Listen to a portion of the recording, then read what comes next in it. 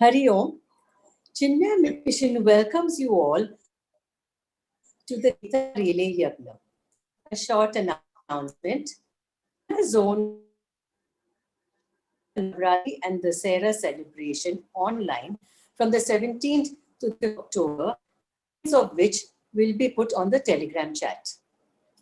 Since the past 14 days, in teachings of the Bhagavad Gita being expounded by our Sevikas, a force of Nari Shakti, into the depth of the play of the gunas. Today, will be expounded by our senior teacher, Sevika, Manju Malkani. She will start with the recitation of. Could you all put on your videos for a happy Zoom fee?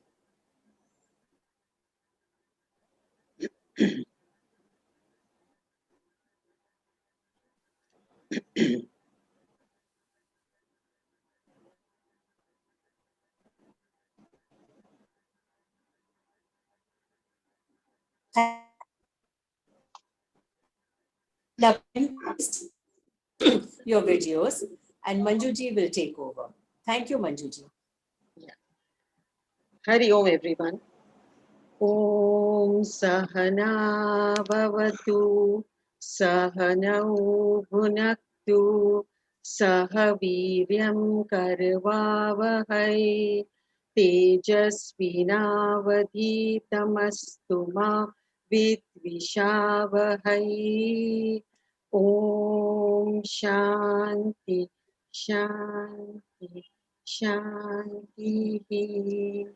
समस्त जन कल्याणे निरतं करुणामयं नमामि चिन्मयं देवं सद्गुरुं ब्रह्मविद्वरं वसुदेवसुतं देवं कंसचाणूरमर्दनं देवकी परमानन्दं कृष्णं वन्दे जगद्गुरु कृष्णं वन्दे जगद्गुरु भीष्मद्रोण तत जयद्रथ जला गान्धारनीलोत्पला शल्यग्रावत कृपेण वहनी कर्णेन वेलाकुला अश्वत्थामा विकर्णघोरमकरा दुर्योधनावर्तिनी शोतेर्ना खलु पाण्डवैरननिधि कैवर्तक केशवा Hari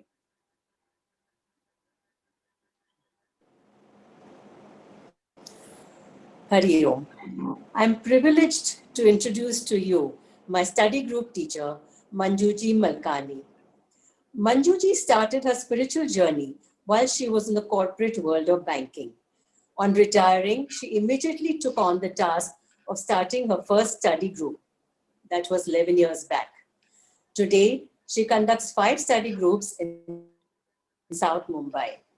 She also proofreads and edits various books published via Mission. A very warm welcome to you, Manjuji. Thank you so much, Jyoti, for the beautiful welcome. Okay. Hari Om, everyone. Welcome to this Gita session today. As you all know, we will be doing the 15th chapter of the Gita, Purushottam Yoga, the Yoga of the Supreme Spirit. Now, before we get started on this chapter, let's just refresh ourselves with the earlier 2 chapters. Okay, in chapter 13, which was done by Sujata ji, it was on the Kshetrajna Vibhaga Yoga, the yoga of the field and the knower of the field. In this chapter, we saw that the entire world of names and forms is the result of the combination of spirit and matter. The body is called the field Kshetra, and he who knows it is called the knower of the field Kshetrajna. Gunatraya Vibhaga Yoga, the yoga of the 3 gunas. We know that consciousness and living matter is the same. The matter which is got from the 5 elements is all the same. And yet everyone is so different. This question was answered yesterday by Sheila ji in her talk on the 3 gunas. And the reason for this was the 3 gunas which are different in each person. Not only are the 3 gunas different, but the permutation and combination in each person is also different. So that counts for the difference in every person. Okay, so till yesterday, or at least yesterday, we were in the realm of matter, Prakriti, and the gunas. Today, from the level of matter, we are going to be lifted from the known world of objects, emotions, and thoughts directly to the highest, to the unconditional, eternal truth, the Purushottama, the supreme self in us, which is the subject of chapter 15. Next slide. Okay, now we get into the chapter, a brief introduction. This, the most mystical of all the chapters of the Bhagavad Gita, is unique in several respects. It is the shortest chapter with only 20 shlokas. But in these 20 shlokas is packed the entire essence of not only the Gita, but also all the Vedas. Lord Krishna expounds the nature of the spirit, the pure consciousness, in all its implications, how it pervades the entire world and transcends beyond creation and dissolution. Although this is the shortest chapter, let me warn you that it's packed with technical terms and lot of deep meanings and is extremely subtle. So please be prepared to lift your mind up to the highest level you can. And of course, as I said, since it's the shortest, don't be surprised if you finish it well before 8 p.m. Okay, so before plunging into the chapter, we will start by looking at the topics broadly covered so we get a fair idea of what we are going to run through in this chapter. So the first topic that is going to be covered is Brahman as macrocosm. Brahman, the supreme reality, manifests as the pluralistic phenomenon of the macrocosmic world. The entire finite universe of names and forms is but an expression of that supreme infinite truth. We will chant the opening verse of the chapter before we proceed further. Urdhamoolammadham shakham ashwatham prahuravyayam chandansi yasya parnani yastan veda saveda ved. This translates to in English as, they, the wise people, speak of the indestructible people tree, having its roots above and branches below, whose leaves are the Vedas. He who knows it is a Veda knower. Okay. Then Krishna goes on to compare the macrocosmic expression, the world or the entire field of manifested life, to the Ashwatha people tree, with the botanical name Ficus religiosa. This tree is the largest, broadest, and most widely spread tree. Krishna advises mankind to cut asunder the deep-rooted Ashwatha, which binds us completely to the world.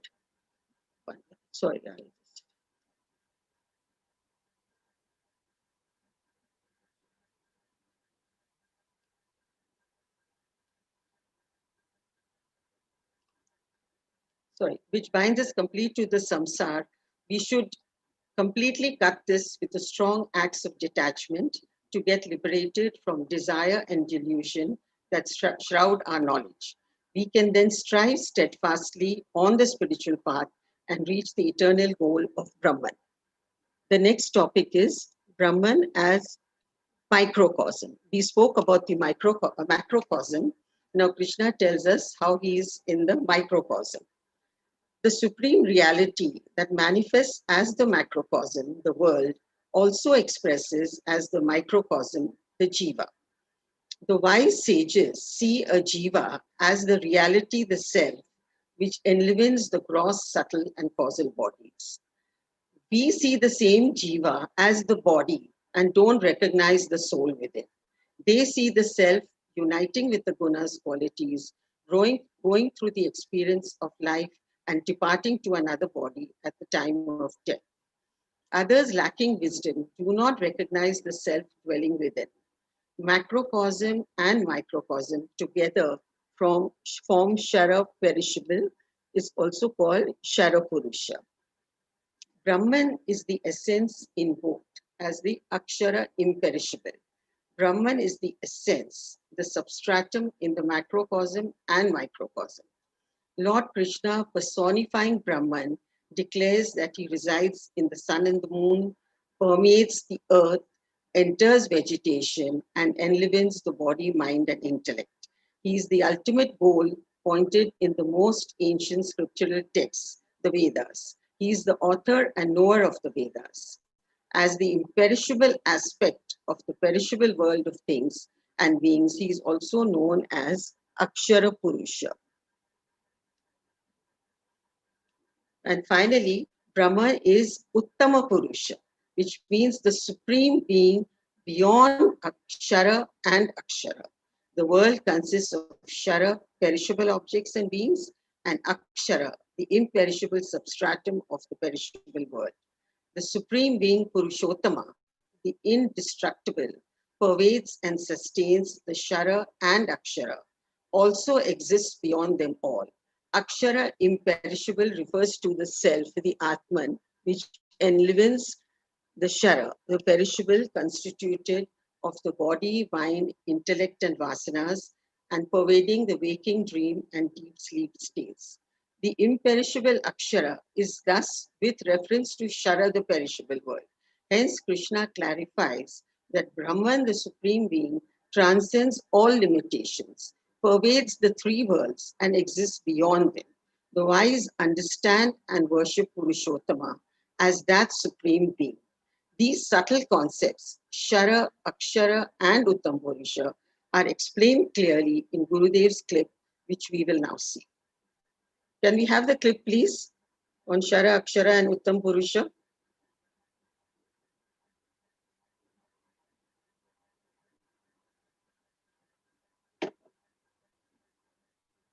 Because the changeable and the variable is also divine. The permanent and the eternal is also divine. There seems to be two divines. There are two realities. One, kshara, constantly in state of flux. Nashwara, constantly decaying and changing. Your body, your mind, your intellect is constantly changing. That also is Narayana. Akshara, changeless, the permanent. There are the two, the changeable and variable truth, and the changeless and the immutable reality. Both are the obverse and reverse of the same. In your depths is a serene, quiet, peaceful consciousness, divine. And this very same consciousness, disturbed on the surface because of the winds of your desire, are the ever-changing world of plurality. There are the two, the kshara and the akshara. Kutasto ksharamucchate, that which is remaining in you all the time, like a kutam, like the anvil, that changeless spring of consciousness, and those consciousness is constantly illumining all your experiences. And we have already understood that the BMI and OET are also nothing but the same consciousness in different modifications. Now, after so much of struggle, we have understood. Oh, I see. There are the two, the changeable and the variable truth of reality, and the changeless and the permanent reality. Understood.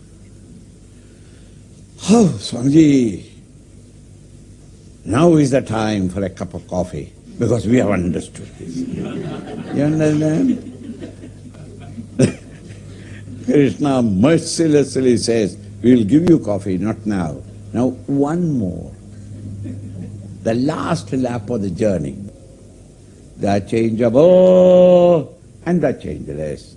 Both are Uttama Purushaha to Anyaha. He is called Paramatma to Dahradha. He is called Paramatma, Father in heaven. Parama, Supreme, Atman Self, which expresses as the changeless and the changeable and the variable plurality.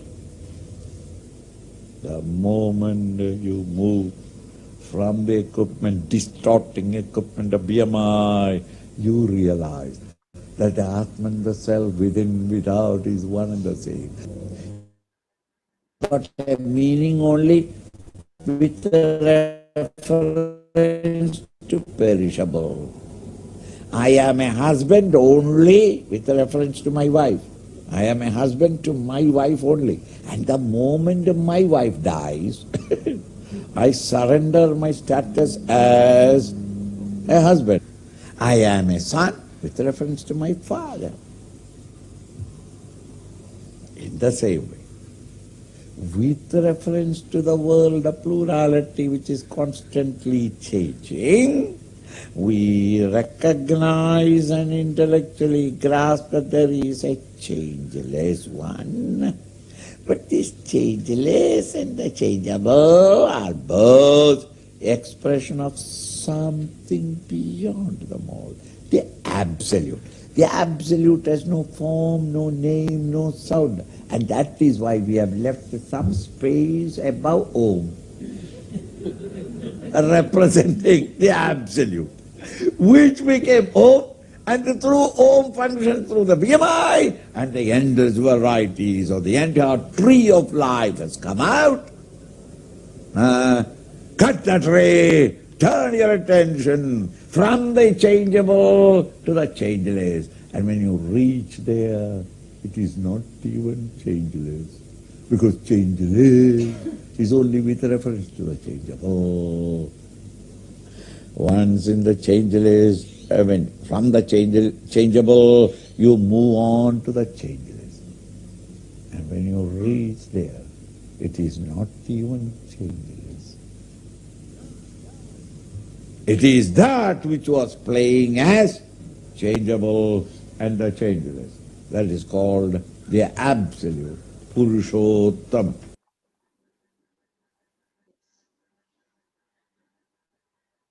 Okay, we've seen this video of Gurudev. I hope all of you were listening attentively to the subtle concepts of Kshara, Akshara, Uttam Purusha. The final thing, there is only Uttam Purusha. The imperishable is only with reference to the perishable. The Kshetrajna has reference only to the Kshetra. When the field is gone, Kshetrajna is the knower of the field. When the field is gone, the knower is also gone. What remains is the absolute knowledge or the objectless awareness. So that is the concept we need to understand here. Okay. So now we'll move on to, now this was the introduction and I clarified those three concepts which I thought was very important. Now we go to the one of the important topics in this chapter, which is the concept of the Ashwatha tree. So Lord Krishna starts the chapter by painting a picture by painting.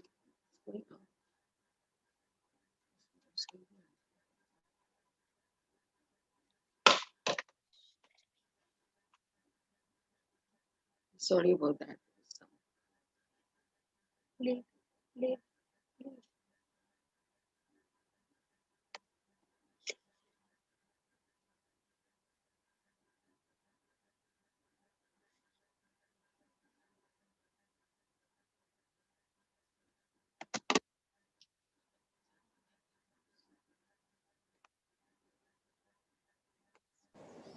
Manju, it has been put up. We can see it.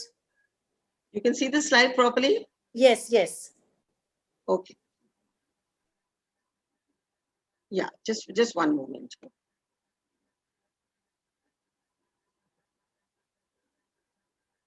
Okay, sorry about that.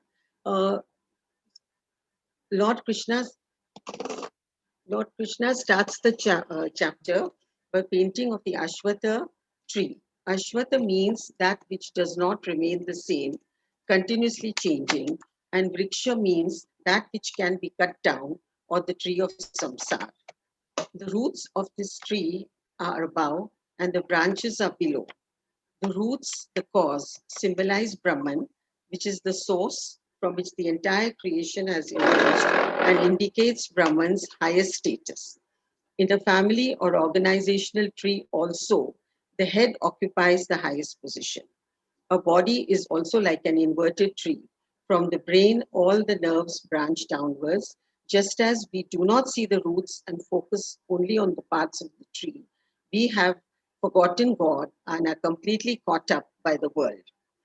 As the sap, which has been sucked in by the roots, provides nourishment to all the parts of the tree, which manifest as trunk, leaves, flowers, and fruits, which are all dissimilar. So too, the tree of multiplicity, the tree of life, manifests as diverse species of the world, plant, animal, and human beings, and exists only or as long as it's rooted in the supreme consciousness. A tree draws its nourishment from its roots and leaves. The leaves of the Ashwatha tree are compared to the Vedas, which signify knowledge. Just as the leaves nourish the tree, it is knowledge which we acquire that elevates and empowers us. Here, I would like to give a beautiful example from nature. A marvel in creation is displayed in the amazing capacity of trees to suck up vitalizing fluid from the roots and reach it to the topmost tip of a tree that stands 4 stories tall. We cannot do this without the help of a booster pump, and nature does it all by itself. We who live in multi-storied apartments have experienced the misery and chaos without our water supply when the booster pump fails to work even for a single day.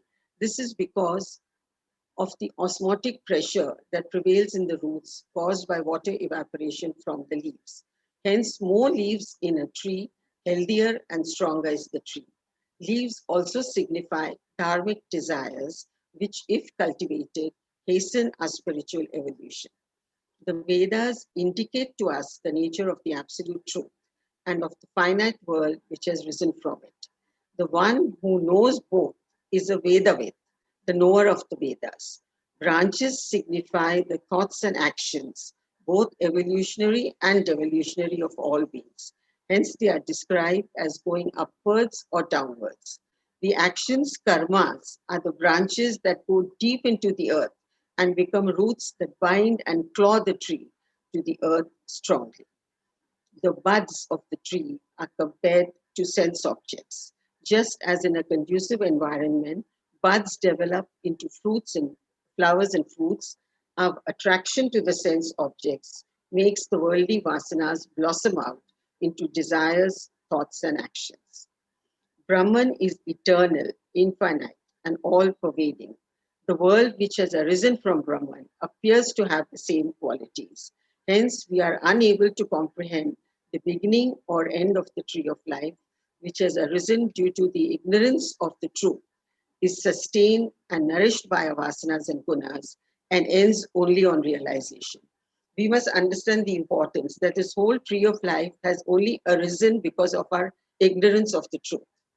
Ignorance of our true nature, which is Sat Chit Anand, existence, consciousness, bliss, gives rise to a sense of incompleteness within us, which creates vasanas and desires, which propel us to actions, which make us turn to the world for their fulfillment. These actions, propelled by our ego and egocentric desires, strengthen our vasanas and bondage to the world. As the root cause is ignorance, this tree of samsara ends only with knowledge of ourselves, on self-realization.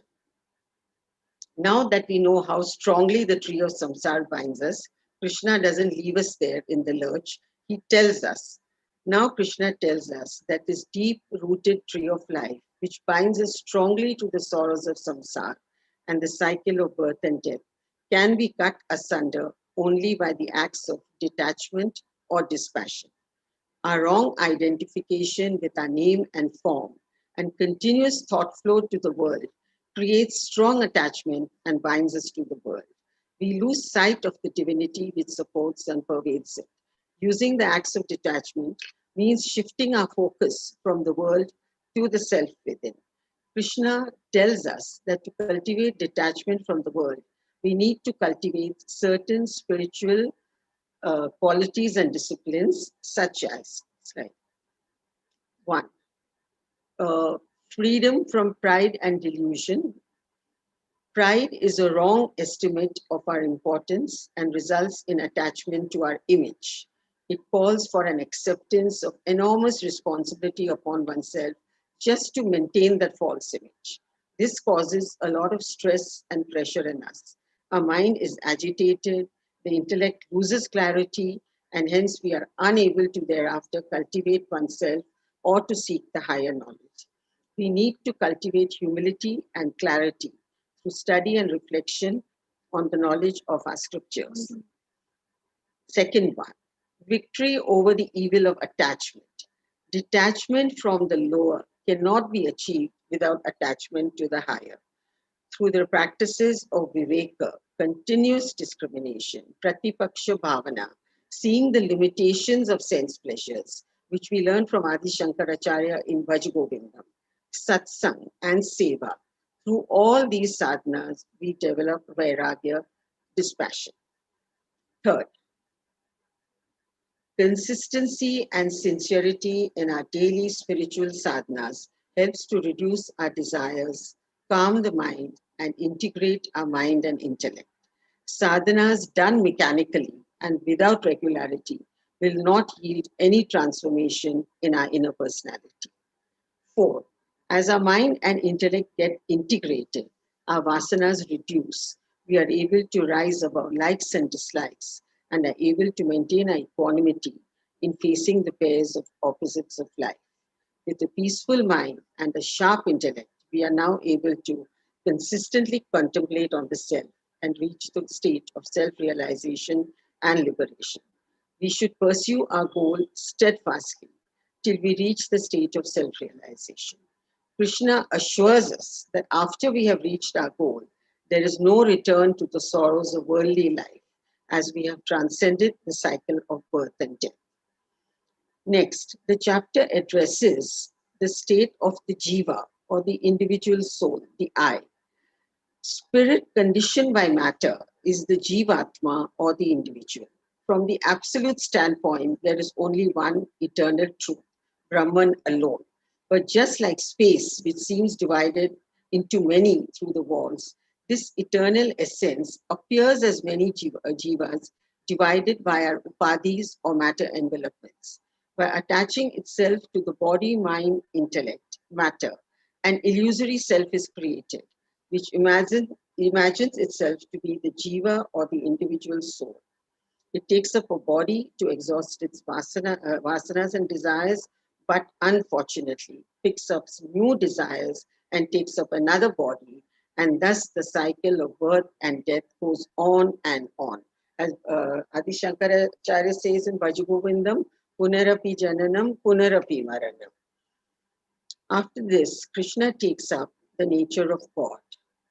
We learn that God is not some remote figure far away from us, but is closest to us as He pervades every aspect of the universe.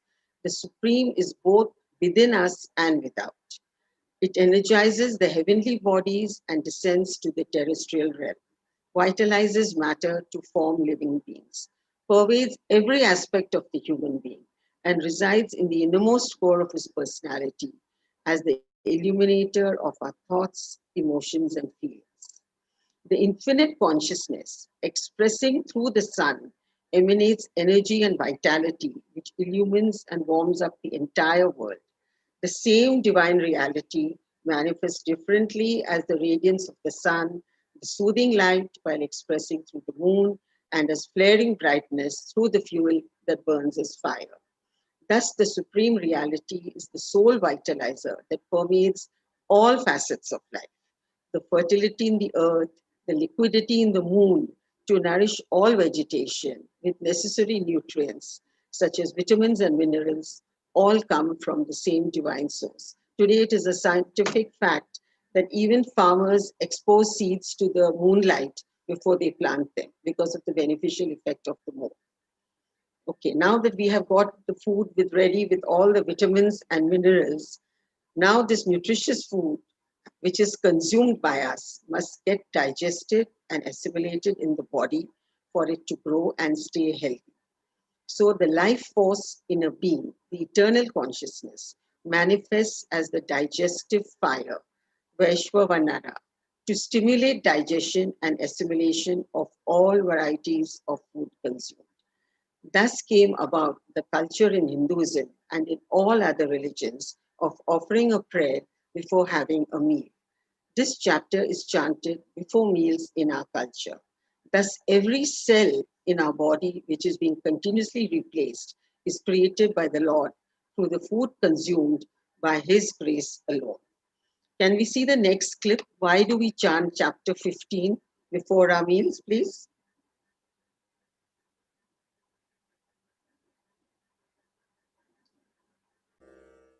I, the Supreme Reality, functioning through the orb of the sun, I myself manifest as the sun's heat and light. So sunlight or sun heat Narayana, functioning in the earth becomes fertility Narayana. on the fertile soil when the seed is placed. Even seed is seed, Narayana, because you don't create. The seed is yesterday's cultivation, last year's cultivation. Never mind. Narayana fertility encourages it or makes it grow into a plant Narayana, another form. The fertility becomes a plant. A part of the plant is the fruit Narayana. Fruit Narayana cooked in the Narayana fire, the heat of the fire, there you are. Even that fruit is only a part of the tree. But it must have food value. Rasatmakaha. The declaration here in the Gita is that it is the moonlight that fixes the food value, the vitamins, in the vegetable.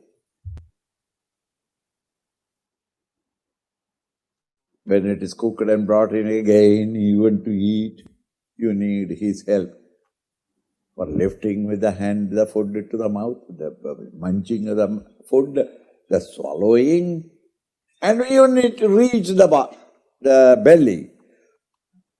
It is again Narayana as life, as your digestive power digests, assimilates and distributes, which are not our job. The physical body, cell by cell, which we are told by the medical science that in every 8 years, every old cell is removed and new cells are placed. The catabolism, metabolism. It's all created by whom? By some grace other than you, protecting you and helping.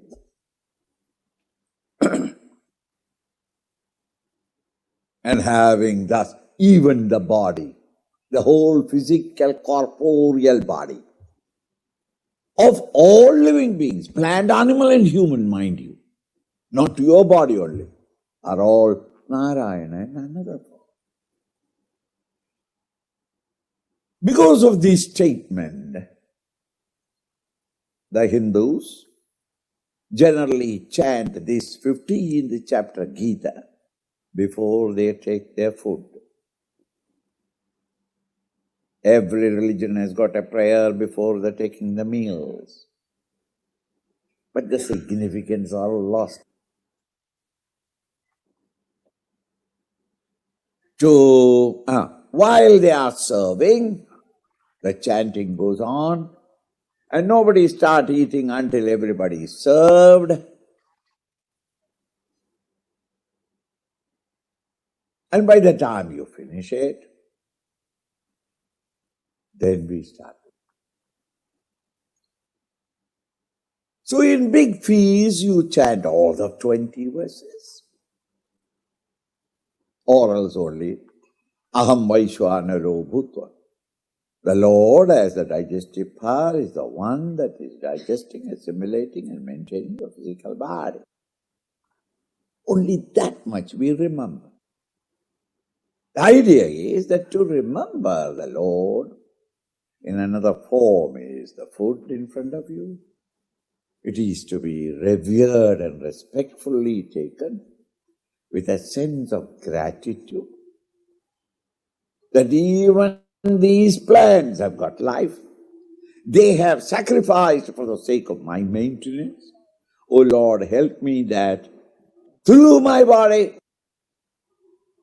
their sacrifice is justified in the beauty of my service in the world. Not that the energy is made only to destroy others, it's only to serve others.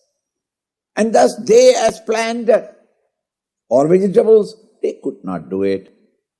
Digested and assimilated by thy grace, through this physical body, may every ounce of my energy be used in the service of others, in wiping the tears of others, in comforting the sighing and the sorrowful and the painful, as my service to thee. This is the idea that stanza alone is chanted. Right. Hari Om. So what we learn is that right from energizing the heavenly bodies, right up to our own body, it is nothing but Narayana alone who's doing everything else. All we do is, as Gurudev used to say, consume mountains of food, and the rest of it he takes care of within ourselves. Okay, so now we've come to the level of a physical body. Now he's going even to our innermost self. Our inner subtle world of thoughts, emotions, and experiences are also the grace of that supreme consciousness. Being seated in the hearts of all as the essential core of our being, Krishna says, I am seated in the hearts of all. From me are memory and knowledge. Like sunlight that illumines all things equally, the light of consciousness makes us aware of all thoughts, both noble and ignoble. This infinite reality is the theme of all the Vedas and scriptures. This knowledge, which came through revelations of sages and prophets, belongs to the Lord alone. So, right from the highest knowledge to our basic thing, everything is only belongs to the Lord. To summarize, this chapter explains the immanence and transcendence of the Supreme Being and follows a methodical analysis of its divine manifestation in the world and in human beings, pervades every layer of the human personality, and can be realized in the deep core of our heart only after we have cut asunder the deep-rooted Ashwatha tree with the axe of detachment. Beyond kshara, perishable, and Akshara imperishable, Uttam Purusha, the highest spirit, Purushottama, being the infinite consciousness, is the all-knower inasmuch as whenever anything is known through perception, feeling, or thought, it is the principle of consciousness that illumines it. When one transcends one matter equipment, the individual becomes the infinite consciousness, the Uttam Purusha. When the Kshetra is transcended, the knower of the Kshetrajna, cannot remain, as now there is nothing to know. What remains is the pure objectless awareness. Hence, the Uttam Purusha is described as the all-knower. This redeeming knowledge alone can liberate all of us, the captive jivas, who are suffering the pain and tyrannies of the body, mind, and intellect in our self-created prison house. Krishna says in verse 19, he who is undiluted thus worships me, the Supreme Purusha. He, all-knowing, worships me with his whole being, O Bharata.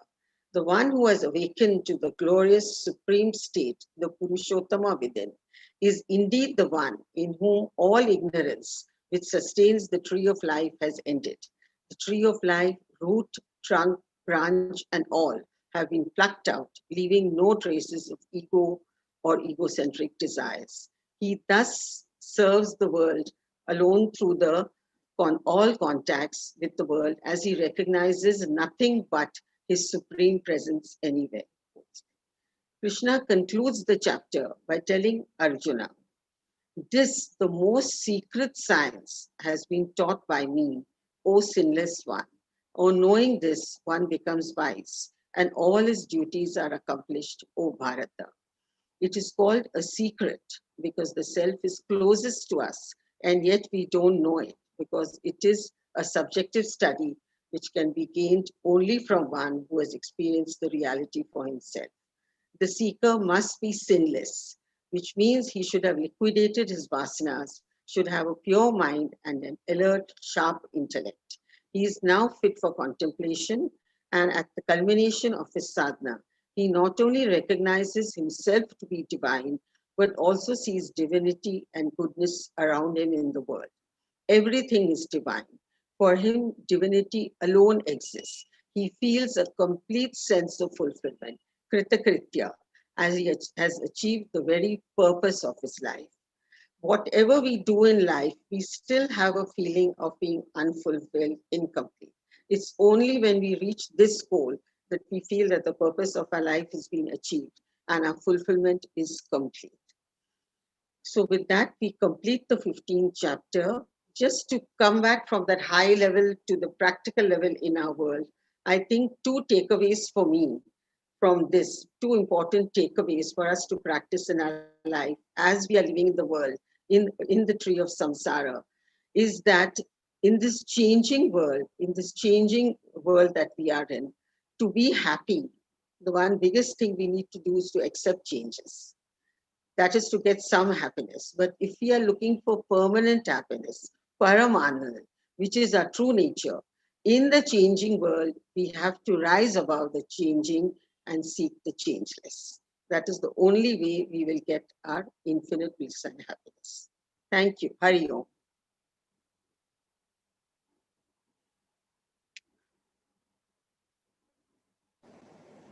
Any questions, please?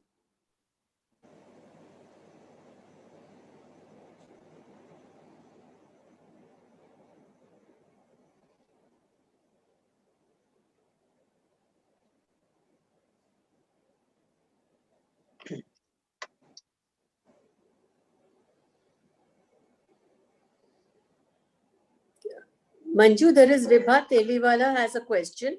Yes, please. Yes, Vibha. I understood kshara and akshara, but as you said, there is a purushottam. So once the identity of a person is lost, like the husband or anything is lost, yes, then the purushottam is known. That's what you're planning to tell. Can you just explain me a little more, because the little kshara and akshara I know, but the purushottam, how do if I have to explain somebody? Or do I have to understand myself what exactly purushottam means?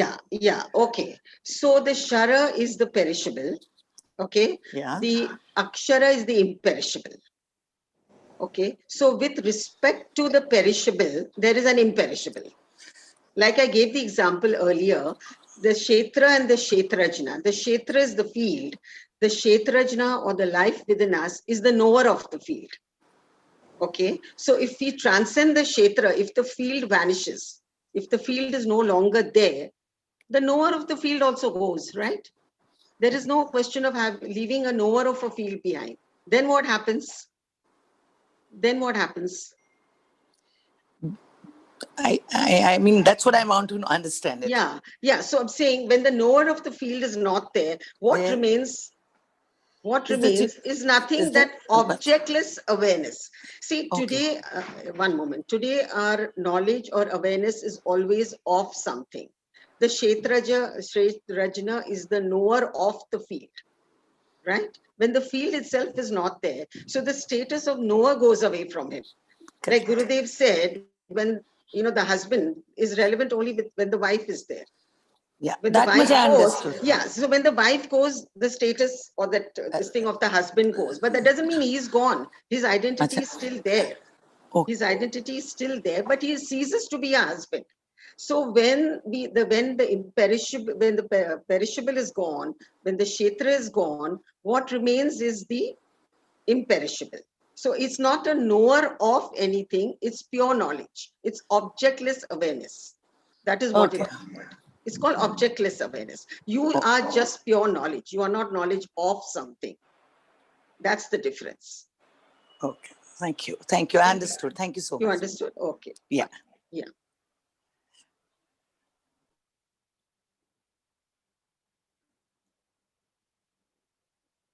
Anyone else? No, I think, Manju, there are no more questions. Okay, fine. Thank you, Manjuji, for imparting your knowledge and deep insight. We have one more question, Jyoti from Kalpana. Just hold on. Okay. I'll come back. Okay.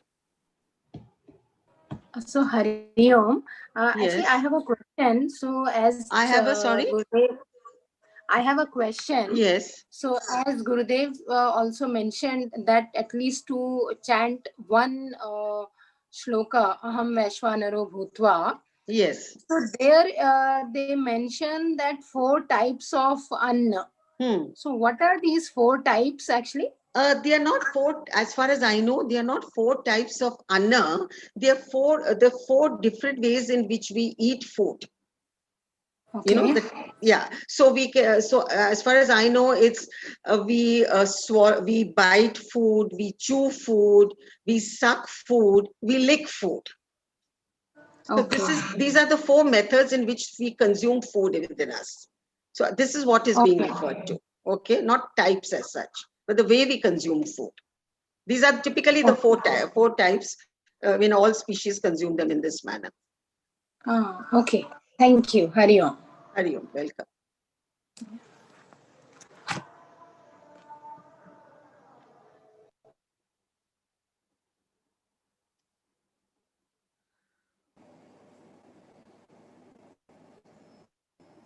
I think we're done with the questions now. Yeah. Yeah, okay.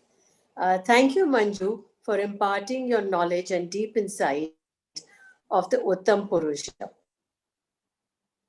And Swami Swatmananji, I wish to thank the Yajman for his talks. Mahima Sarwar, Kanika Minda, Chandra, and early study group. Then we have Aarti Yajmans also. We want to thank Kiran Vadhwani, Sunai Pai Vidya, Nishat Pai Vidya, and Geeta Pai Vidya. May Puja Gurudev's blessings be ever on you and your families and your loved ones. Now, a big heartfelt thank you to all of you for taking time to taste the nectar of our great scriptures. Please stay on for the Aarti.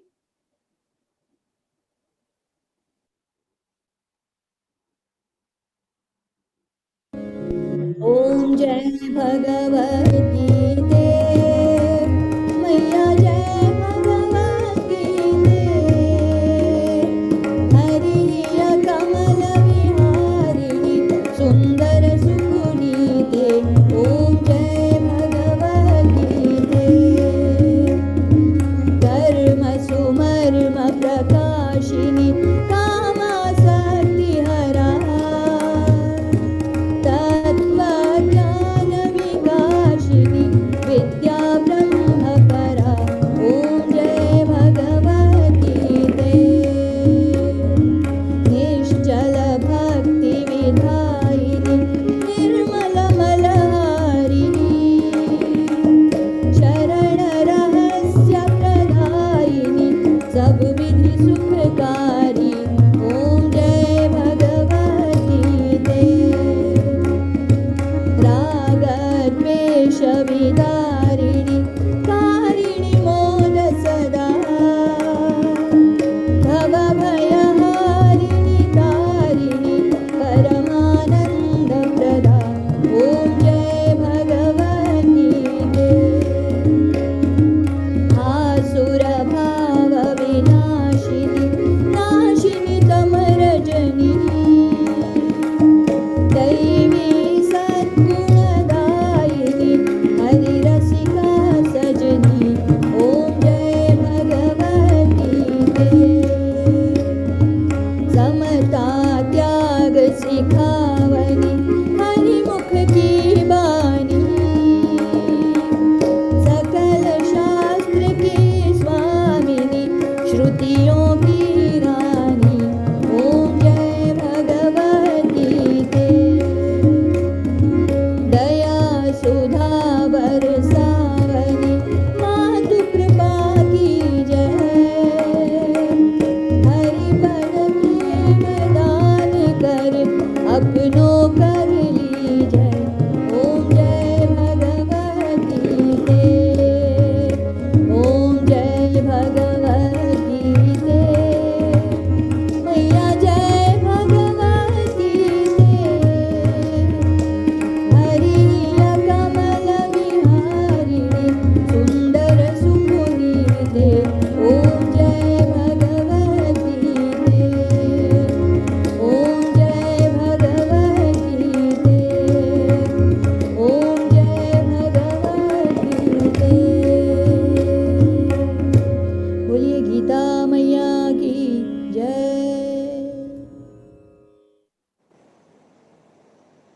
Om Purnamada Purnavidam Purnat Purnamudachyate Purnasya Purnamadaya पूर्णमेवावशिष्यते।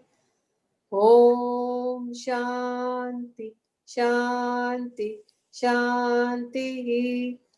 हरि ओम श्री गुरुभ्यो नमः। हरि ओम।